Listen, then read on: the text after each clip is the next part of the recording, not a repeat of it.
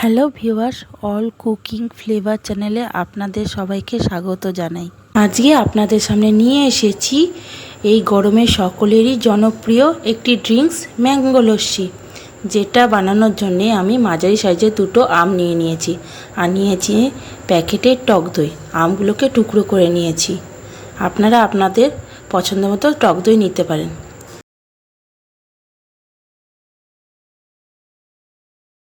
এবার আমের টুকরোগুলো আমি মিক্সিতে দিয়ে দেব।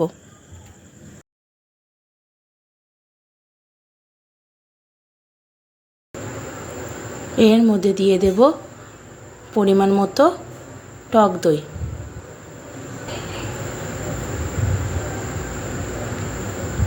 আমি এখানে 1 গ্লাস মতো ম্যাঙ্গো লস্যি করছি, সেই পরিমাণে দিয়ে দিয়েছি।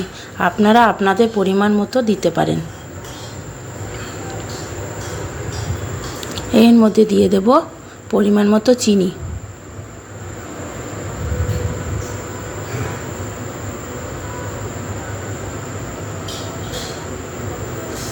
এবার এগুলিকে আমি মিক্সিতে পেস্ট করে নেব।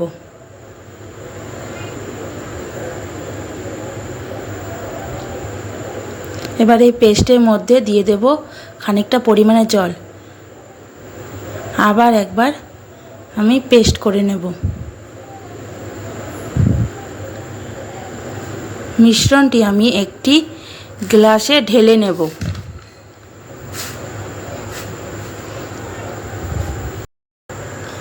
এবং উপর থেকে দিয়ে দেব টুকরো করা আম।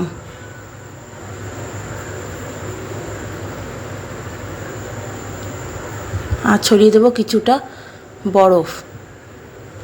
আপনারা বরফের পরিবর্তে ঠান্ডা জলও ব্যবহার করতে পারেন। এই গরমে ঠান্ডা ঠান্ডা ম্যাঙ্গো লস্যি পান করুন আর শরীর ঠান্ডা রাখুন।